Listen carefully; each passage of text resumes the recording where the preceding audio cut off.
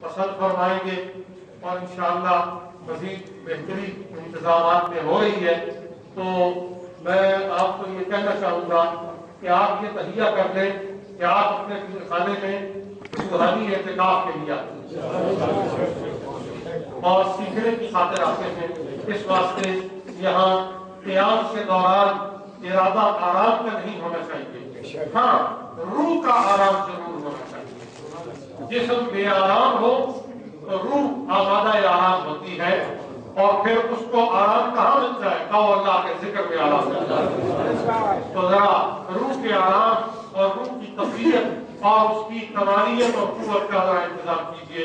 مومنوں اور وغیرہ انگیز جو ادائیں ہیں ادب و عشق کی اس کو محفوظ رکھتے ہوئے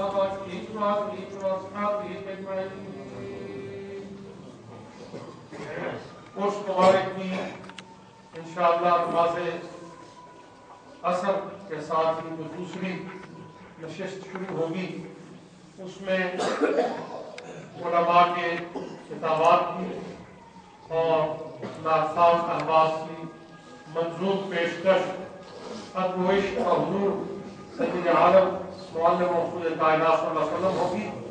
اس کو نہایت توجہ اور رغبت کے ساتھ سنیں. جو ناصارہ احباب تشریف لاتے ہیں وہ ہمارے نہایت ہی پیارے ہیں.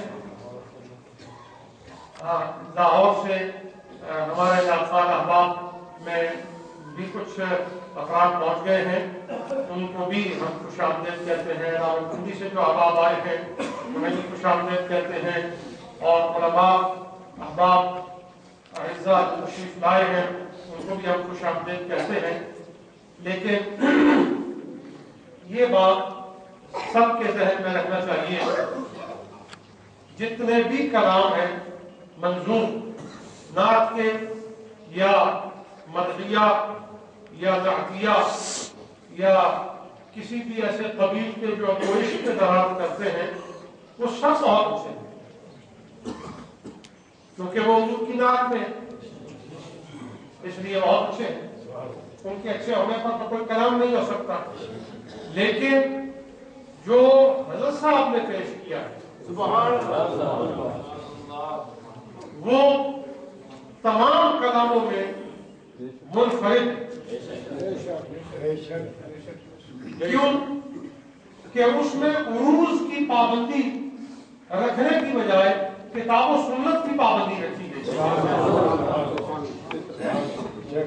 اس واسطے جو ہمارے مکرم ناصارہ احباب ہیں ان سے یہی خواستگاری ہے اور ان سے یہی رجا ہے کہ جب وہ اپنا کلام پیش کریں تو وہ حضرت صاحب کا کلام ان کا اپنا تیار کرتا کلام بھی ضرور سنیں گے تاکہ وہ اپنے دل کو شکستہ محسوس نہ کریں، کیونکہ فقراء کے ہاں دل توڑا نہیں جاتا، فقراء تو دل جوڑنے کے لیے ہوتے ہیں۔ تو بہت عظیم بات ہے، اللہ کے ولی لوگوں کو ادب سکھاتے ہیں اور حق کی اطاعت سکھاتے ہیں اور خدمت سکھاتے ہیں۔ ادب، اطاعت اور خدمت۔ سبحان اللہ۔ کتاب النما میں ہے کہ ادب سے مقامات میں اتنی ترقی ہوتی ہے کہ 1000 برس کی ریاضت ایک طرف اور ایک لمحے کا ادب ایک طرف۔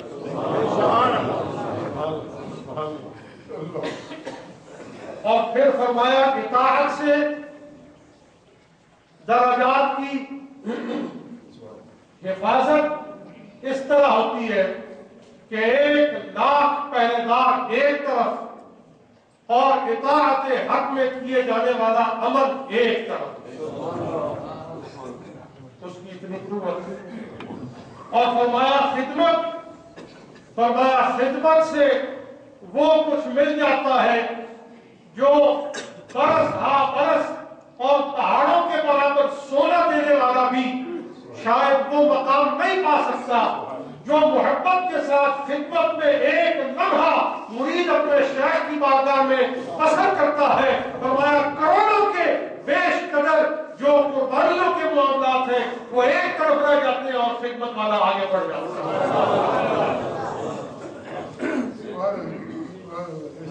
اس واسطے طریقت میں خدمت کا بڑا مقام ہے، اور جب بھی کسی صاحب مقام نے مرتبہ پایا ہے تو آپ کتب میں پڑھیں گے کہ اسے وہ مقام خدمت سے ملا۔ کس سے؟ کس سے؟ اس واسطے آپ خوش بخت ہیں کہ حضرت غوث پاک کے لنگر شریف کی خدمت بھی آپ کو نصیب ہے، آپ کو حق تعالیٰ کی اطاعت بھی نصیب ہے، اور آپ کو حق و عشق بھی حق کا نصیب ہے۔ اس واسطے ان تینوں چیزوں کو خوب اچھے طریقے سے سمجھ کر اس کے واسطے اپنے آپ کو کمر بستہ کرنا ہے۔ اللہ کریم میری اور آپ کی اس پر مدد فرمائے۔ آپ کھڑے ہو جائیں گے اور دست بستہ بہت مختصر لیکن کمال ادب اور کمال عشق کے ساتھ حضور کی بارگاہ میں سلام پیش کریں گے، جو نہایت ذوق اور شوق کے ساتھ آپ احباب پیش کریں۔ اور